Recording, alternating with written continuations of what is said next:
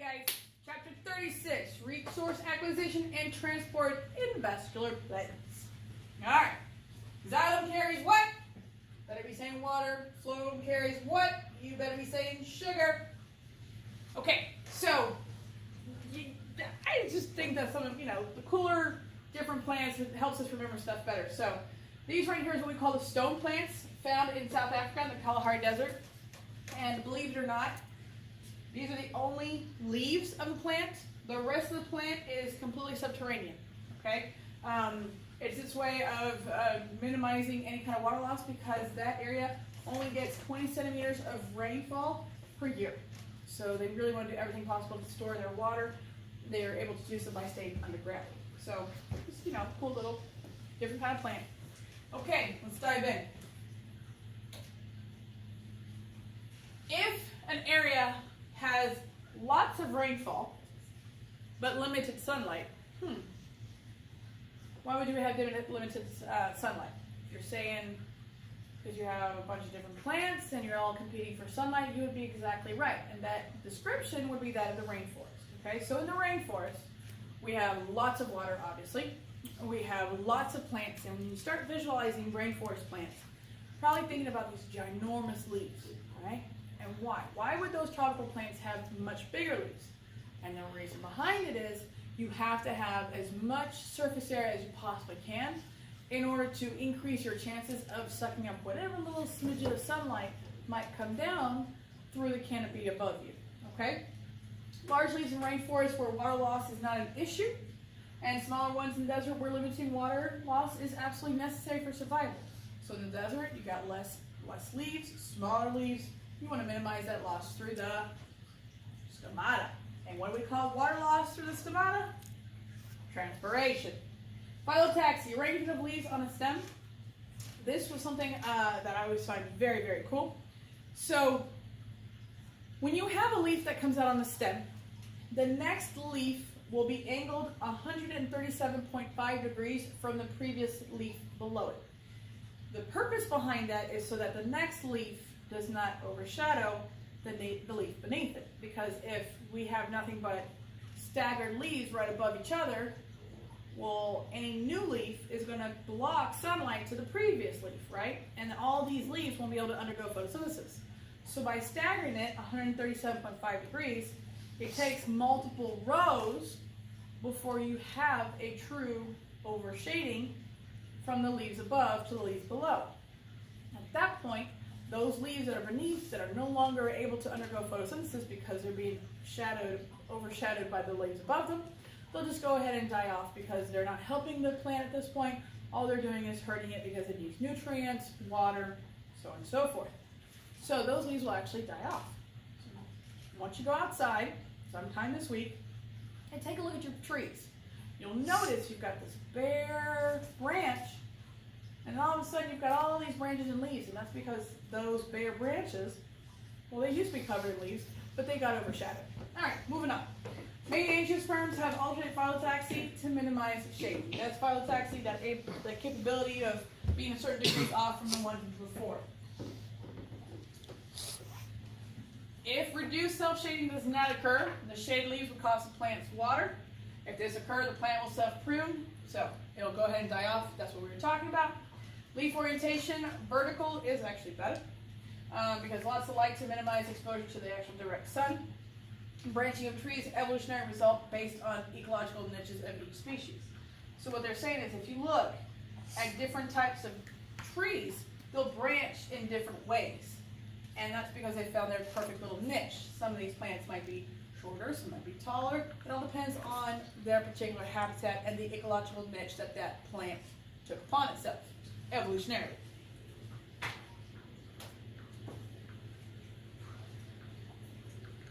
Once a root has found a pocket of very low nitrogen, it will swim directly through it instead of going ahead and branching around it. Okay, there's no purpose in branching around an area if there's no nitrogen. The whole purpose is to go through it as quickly as possible to hopefully reach a high nitrogen pocket very soon thereafter. So, root branching allowed for effective recording. for effective water and mineral absorption and strong anchoring. Remember, roots are going to anchor that tree, that plant, so it doesn't get blown away or flooded away depending on the amount of water. Tallest species are anchored by that taproot, right? Except palms. Palms, they're not going to want to have a main taproot. Why is that? Where do we find palm trees? We find palm trees in tropical areas. And right about June, what are we worried about in tropical areas? Obviously, we're worried about hurricanes, right? You don't really have palm trees fall over from hurricanes. Okay, yes. If they've just recently been buried and they haven't been really in there for a while, all right, fine, they'll probably tip over. Leave me alone. I'm talking about the native ones who've been here, who've been growing since they were itty bitty. Those are not going to tip over. However, that big old royal oak might be 150 years old, and he's not giving, and he's just going to whoop, get blown right over if the winds are strong enough. Palm tree, he's going to whip around like one of those little shadow men, right?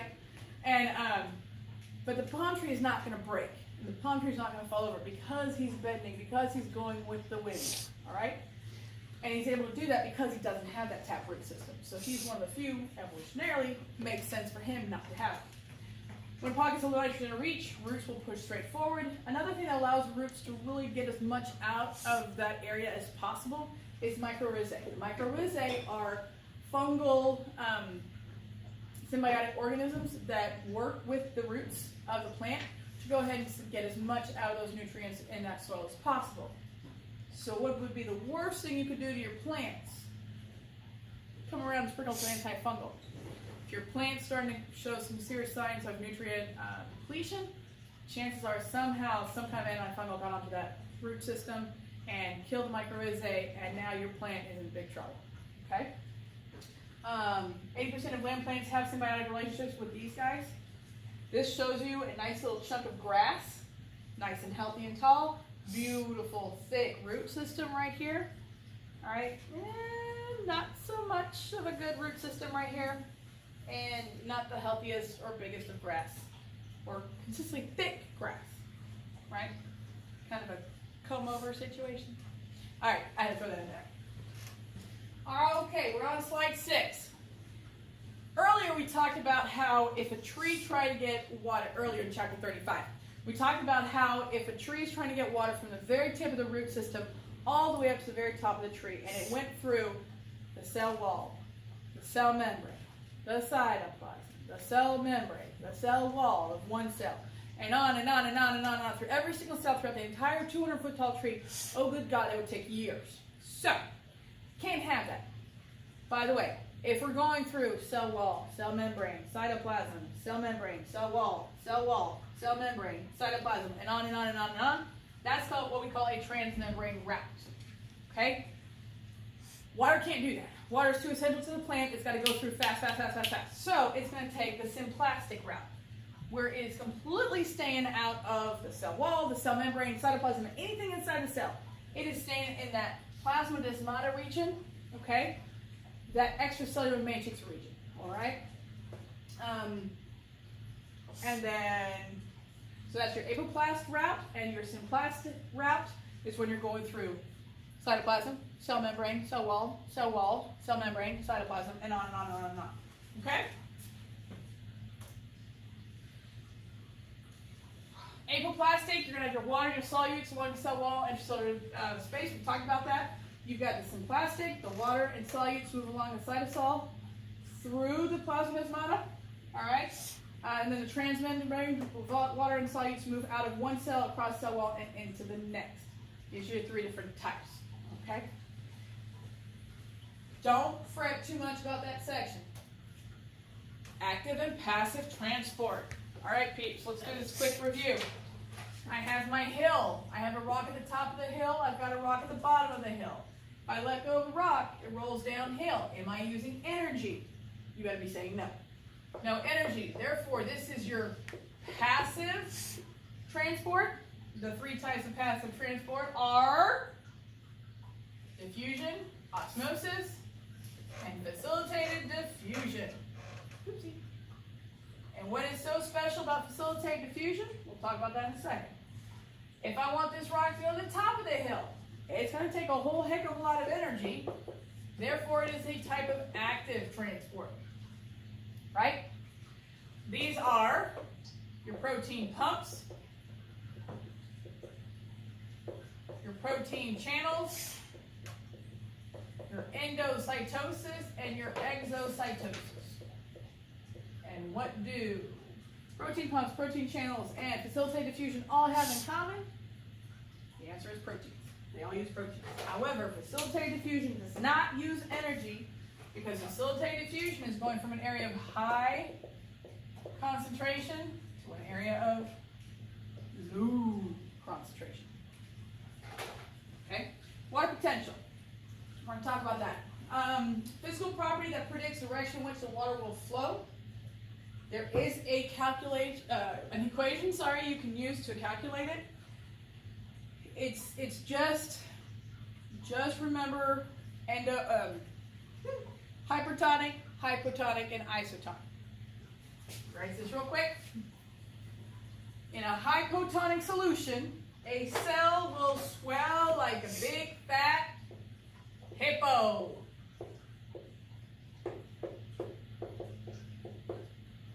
In a hypotonic solution, the water is going to come rushing in. And the reason the water comes rushing in is right here, because of the water potential. All right? If you look at this right here, our original U-tube, the U-tube, right? This area, this solution is obviously hypertonic. It's more solute than this one. This area is hypotonic. So the water is going to come rushing in. Because this side has a negative water potential. Okay? Just explaining it, don't need to know this in details. Okay? This is the why behind a cell placed in a hypotonic solution will swell like a big fat hippo. And why water is going to go from outside the roots into the roots. Because the water potential inside the roots is going to be negative, forcing the water to come from the surrounding soil into the plant.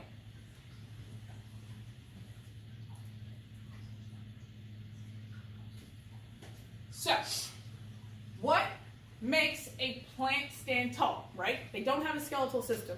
So what causes a plant to stand nice and tall? Anybody remember? Hopefully. All right, vacuole. Plants have a large central vacuole which holds your food, your water, your waste, right? The main thing is, especially for plants, your water. So the cell wall will get nice and big, full of water, so it can put pressure on the cell wall. So vacuole holds water. I might have goofed up just there. Let me repeat myself. Vacuole holds water to put pressure on the cell wall so the plant can stand nice and tall so it can reach the sunlight and undergo photosynthesis. So if your cell is turgid, then that loss of turgor is the wilting, and this is what we call plasmolysis. These are your cell walls with the cell membrane nice and pushed up against the cell wall. And the cell membrane is pushed up against the cell wall because there's plenty of water. It's in a hypotonic situation. However, if you don't water that poor plant, like I tend to be bad about, then the cell membrane is going to pull away from the cell wall. That's called plasmolysis. This is when your plant starts to wilt. You give the plant water again, woo, it comes back to life. However, if you tend to do this a few too many times, well, it's just going to go ahead and die on you because that plasmolysis is too detrimental to the cells. Okay? Aquaporins. Aqua, think of water, right? Por, it's protein. It is literally a protein who allows water to go from one area of the cell membrane to the other. Because remember, water is polar, and the cell membrane made up of phospholipid bilayer, right?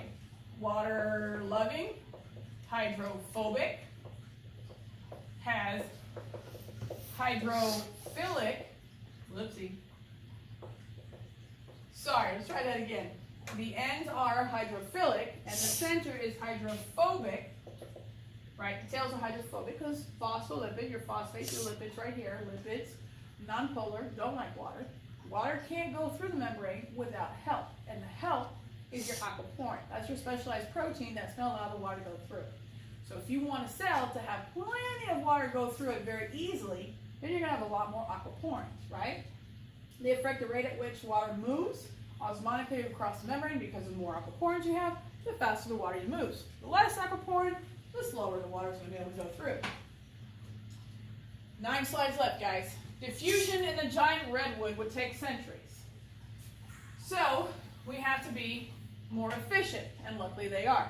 Bulk flow, moving a liquid in response to pressure gradient from high to low pressure in the tracheates and vessel elements in the xylem and the phloem. Since there's no cytoplasm, the drain isn't clogged and the water moves through it really fast. That's by going through the plasmodesmata.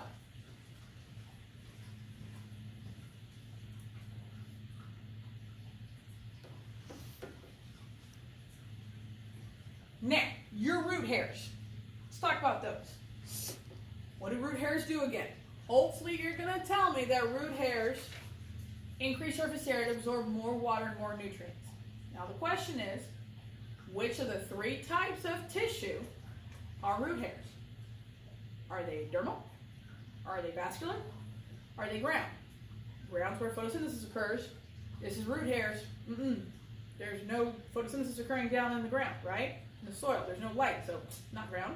You do have ground in other areas, don't get me wrong, in the roots, but it's not storage of it, so it's not going to be that. It's not vascular because it's not xylem or phloem. It's not carrying water. It's not carrying sugar. So it's dermal, okay? Epidermal cells at the tip are permeable to water, allowing it to absorb water even faster. Active transport used to concentrate the minerals in the roots. Now water minerals have to pass the endodermis to enter the xylem. The endodermis is the innermost layers of cells in the root cortex, in the core of the roots. All right, so here we go. It's going to have to go through to get through all of this to make it to that xylem so it can be carried all the way up to the plant. Endodermal cells have Casparian strip, that's this waxy material, again, that forces water and nutrients to enter the cells through the plasma membrane instead of through the apoplast. Don't get too caught up in all this stuff, okay? Big picture, you know that. Root pressure, the root cells will pump the ions into the xylem and the roots. The water will flow in thanks to osmosis, going from an area of high concentration to low. So by constantly keeping water out of the roots, it's going to constantly get the water to go from the soil into the roots. Okay? Water flows in through, creating a positive pressure that pushes material up the xylem. What pulls the water up through the entire plant, through the xylem, is the loss of water through the leaves, through the stomatas. Okay? Transpiration. Cohesion tension mechanism. When the stomatas are open, water evaporates into the space of the mesophyll, diffuses out the stomata. Water is replaced in the airspace by evaporation from the cell walls. This creates a negative pressure, and it'll pull the water up through the xylem. And then constantly sucking in the water through the root hairs, because there's constant negative pressure going, look, more water, okay? The push and pull of the water is felt throughout the plant because water, behavior of cohesion, right? Cohesion, water properties, loving each other. So it's going to affect the entire plant. This combination of push from the roots and pull from the leaves and stickiness of the water will create a constant moving column of water up through the plant. Transpiration, the evaporation of water through the leaves of plants to the stomatas. I think we've talked about this 6 times. I think this might be important. I think you might want to make sure you know it. Big fat stars, highlight, arrow, you know the drill. Okay. Leaves have very, very large surface areas, right? Especially for the tropical rainforest. But they're very thin. By being thin, they're going to provide a large surface area to volume ratio. It's going to allow for a high rate of photosynthesis. However, it's also going to allow for a high rate of water loss. So to control that, stomatas are used, right? The openings, the tunnels, and then we're going to have to close them with those guard cells when appropriate. Stomatas are openings which are surrounded by 2 specialized cells called guard cells. Do you think guard cells and stomatas might be a little important in all this? Yes. Good. We're paying attention. Okay. Guard cells are actually bean-shaped. When they swell up, they block the opening. When they shrivel up, they open the opening. Okay? Guard cells bean-shaped with thicker cell walls next to the opening in most angiosperms. When the guard cells have water, sugar pressure will push those weaker cell walls away from the opening, pushing it open. Push the weaker cell walls outward and causing the stomata to open up. Potassium is involved in all this. Guard cells need that potassium in and out to create that concentration, causing osmosis to occur, to either swell up the guard cells or shrink them up. Typically, the stomatas are open during the day and closed at night to prevent water loss when there's no photosynthesis going on. 3 more slides. Translocation. Product of photosynthesis being moved through the phloem. Remember, the phloem is made of a sieve tubes. Oh, hey, one of my kiddos came up with a great way to remember this one. Phloem carries what? Sugar. Phloem is made up of sieve tubes. Okay? Phloem carries sugar, made up of sieve tubes. That's how you remember it. Direction of movement of phloem sap can be up or down. Remember we talked about that. Xylem carries water only up the plant. Phloem down or up, depending on what's going on. Direction can change, but it always goes from a source to sink manner. Sugar source, the organ that is the net producer of the sugar, typically the leaves. And then the sugar sink, the organ that consumes or stores the sugar. If we are a sugar sink situation where the sugar is being stored, that's the roots. If we are in a sugar sink situation where the sugar is being used, that would be the leaves. Okay, so in the fall, winter months, the sugar sink would be in the leaves. Okay, but in the summer months, the sugar sink would be in the roots because plenty of sunlight, plenty of photosynthesis occurring, plenty of sugar molecules being made, aka glucose. In summer, the cells that store sugar can be sugar sinks when photosynthesis isn't high. Everything we just said. The phloem sap goes by this bulk flow or pressure flow, pushed by the high pressure on the source cells.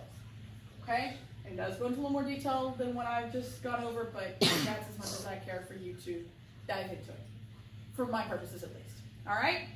So, you've had both lectures done. Now you got 2 labs to do. For those 2 labs, you're going to need, specifically for one, you're going to need 2 flowers. I've given you recommendations of what kinds in the instructions for the lab, and 3 types of fruits. I've also given you some suggestions on those as well. So have fun with the lab. It's due in 2 weeks. The discussion board is on the same group of all these labs and links and video links and the quiz as well. The quiz and the labs are not due until April 1st. If you showed up last Monday, April 11th, you do not need to come to class April 25th. If you did not show up to class April 11th, you have to be I'm saying April, aren't I? March. Scratch all that. So if you showed up to class March 11th, do not come to class March 25th. If you did not show up to class March 11th, you've got to come to class March 25th. Okay? That day, you're going to take the test for Unit 2. All right? Make sure you go over anything. If you've got any questions, send a message to me through Remind. I'm going through everything in my brain, make sure I got everything covered. No matter what, the quiz for chapters 35 and 36, the labs for this night are all due April 1st. Understood? Okay. Have a great spring break, you guys. Bye.